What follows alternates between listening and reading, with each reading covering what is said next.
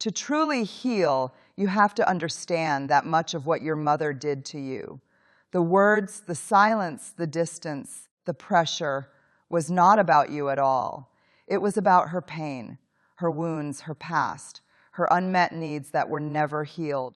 Most mothers love their children deeply, but love alone does not heal trauma.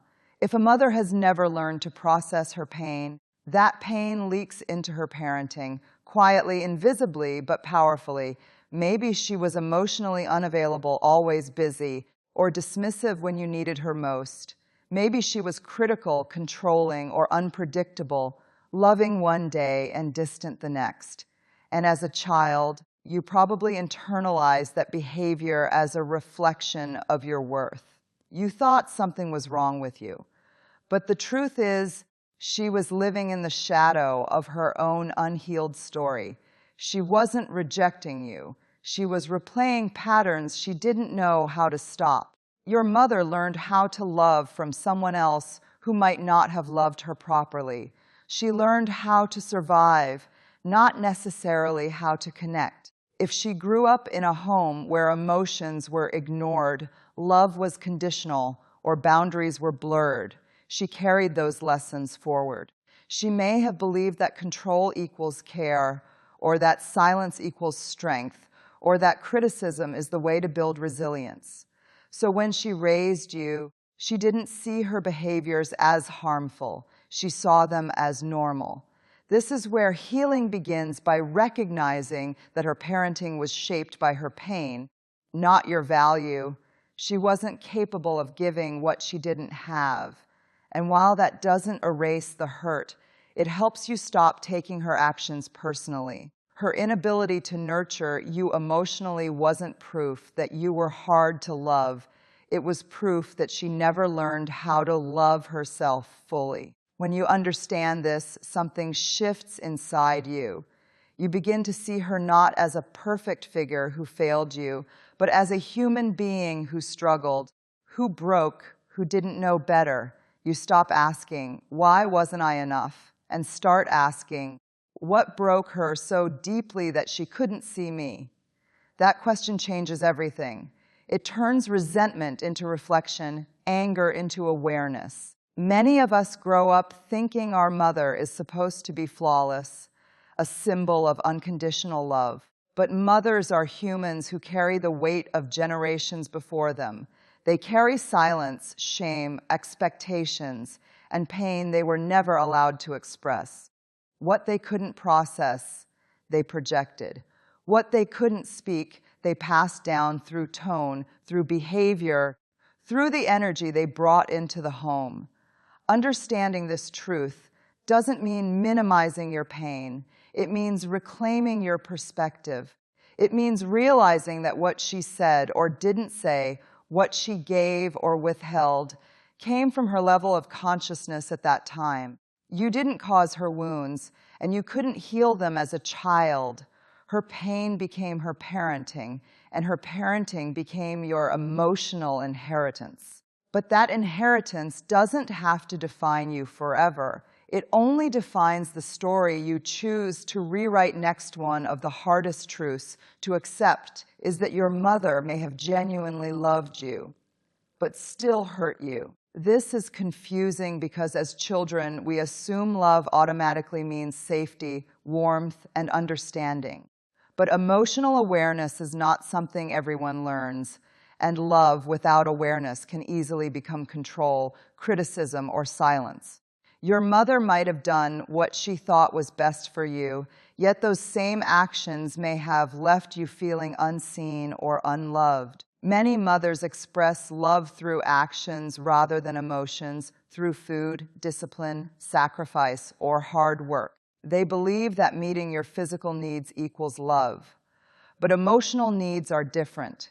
They require presence, patience, and vulnerability. If your mother never learned how to be emotionally open, she may have mistaken strength for distance and care for control. Her way of loving may have been wrapped in fear. Fear of you getting hurt, fear of losing control, or fear of repeating her own pain. You might remember moments when she scolded you harshly, not because she hated you, but because she was terrified that you'd fail like she once did. You might remember her telling you to be strong or stop crying, not because she didn't care, but because nobody ever let her cry.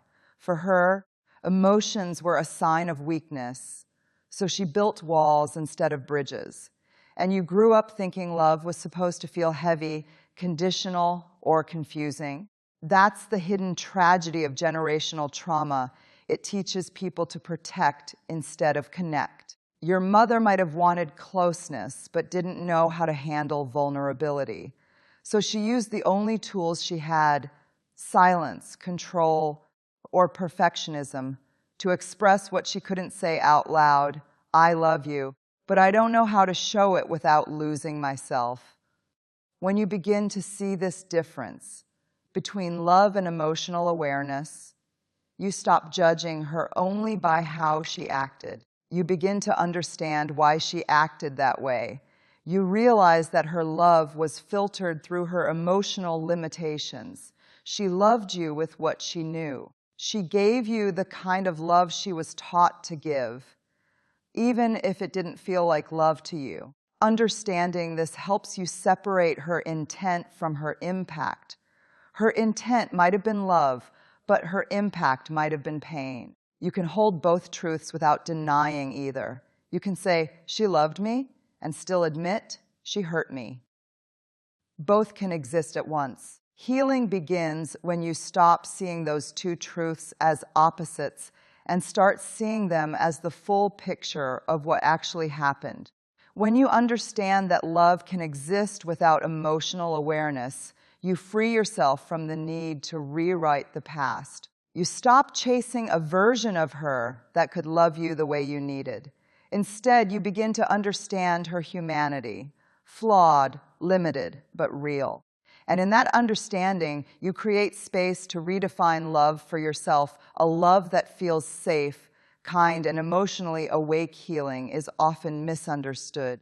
Many people believe that once you begin to heal, you have to forgive instantly, forget the past, and excuse every hurtful thing your mother did. But real healing doesn't mean pretending the pain didn't happen. It means facing it with honesty and compassion. You don't have to erase your story to find peace. You have to own it. Healing is not about letting your mother off the hook. It's about taking yourself off the hook of carrying her pain. You can understand why she acted the way she did and still hold her accountable. You can see her trauma without allowing it to justify her behavior. Compassion and accountability can live together. When you understand this, you stop trying to rewrite the past and start reclaiming your power in the present. You stop asking, why couldn't she be different? And start realizing, I can be different now. There's a subtle difference between understanding and excusing. Understanding says, I see the roots of your pain. Excusing says, your pain makes it okay to hurt me. Those two are not the same. One opens the door to empathy. The other closes the door on self-respect. You can honor the fact that your mother's life was hard, that she struggled, sacrificed, and suffered, without minimizing how her choices impacted you. Healing means allowing both truths to exist. She did her best, and her best still hurt me. That's not disrespect, that's reality.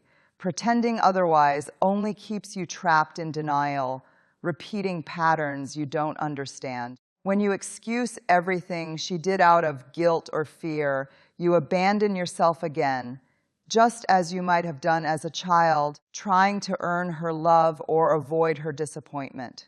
This stage of healing is uncomfortable because it asks you to step out of emotional loyalty. Many of us grow up believing that acknowledging our mother's flaws is betrayal. But it's not betrayal, it's truth. And truth is what sets you free. You can love your mother deeply and still admit that some of her actions broke you.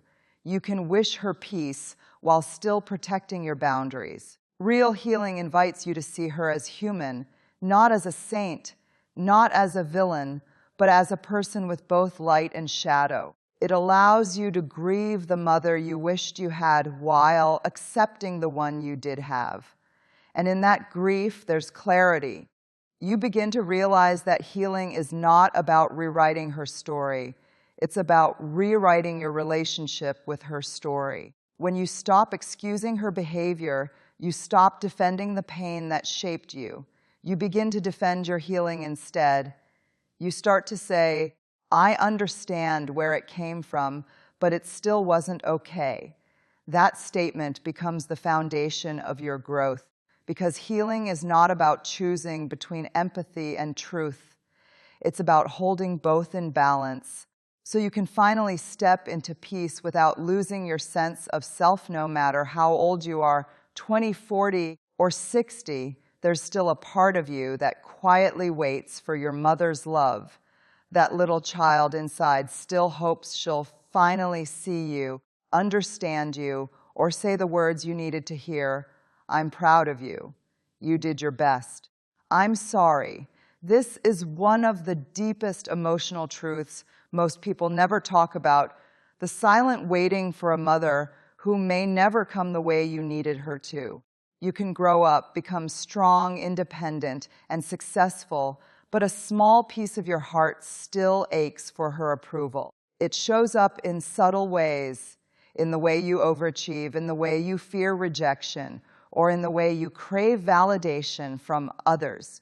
That's not weakness. That's the echo of a child who never fully received the warmth, safety, or acceptance she was supposed to have. Every child deserves to be seen, soothed, and supported. When that doesn't happen, the longing doesn't disappear. It just hides beneath adult responsibilities and independence. You might say you've moved on, but inside there's a small voice whispering, maybe one day she'll change. And that voice keeps you emotionally tethered to the past. But the truth is, healing doesn't come from waiting. It comes from reparenting yourself. You can't go back and get the love you missed, but you can learn to give it to yourself now. The adult you can become the safe, gentle, and understanding parent the child and you needed all along. When you tell yourself, I see you, you're not too much. You didn't deserve that. You begin to repair what was broken piece by piece. Reparenting is not about blaming your mother forever. It's about realizing that her emotional limitations don't have to become yours. She might not have had the tools to give you the love you needed, but you do.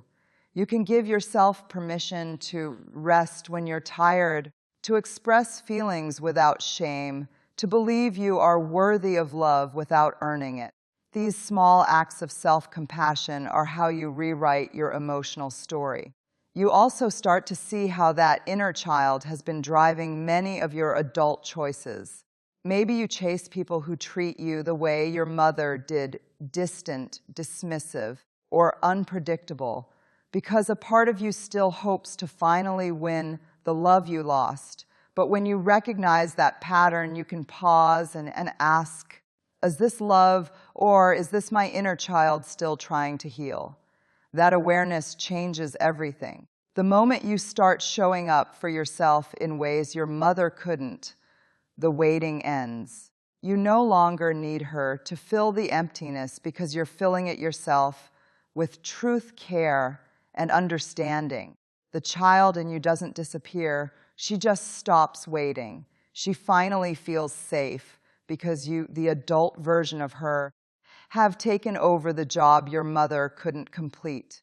And that's where real healing quietly begins. Forgiveness is one of the hardest and most misunderstood parts of healing, especially when it comes to your mother. Many people believe forgiveness means saying what happened was okay, or that you're letting her off the hook for the pain she caused. But that's not what forgiveness truly is. Forgiveness doesn't mean erasing the past. It means releasing its grip on your heart. It's not about giving permission for what happened. It's about choosing peace over poison. When you carry resentment, you carry her pain too. It becomes a shadow that follows you in your relationships, in your reactions, in the way you see yourself. You might think you've moved on, but deep inside, the anger still lives, whispering, "She shouldn't have done that to me." And you're right, she shouldn't have. But holding on to that truth with bitterness doesn't heal you. It traps you. It keeps you emotionally tied to the very person you're trying to be free from. Forgiveness isn't something you do for her. It's something you do for yourself. It's a way of saying, "I refuse to let your pain continue through me." It's reclaiming your power by no longer letting the past dictate your peace.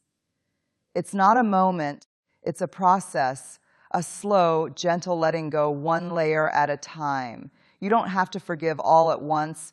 You just have to stop feeding the anger that keeps you small. There will be days when forgiveness feels impossible, when the memory still hurts, when the words still echo, when you still wish she had been different.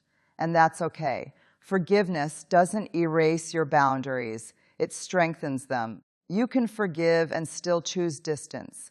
You can forgive and still say, "I won't allow this anymore."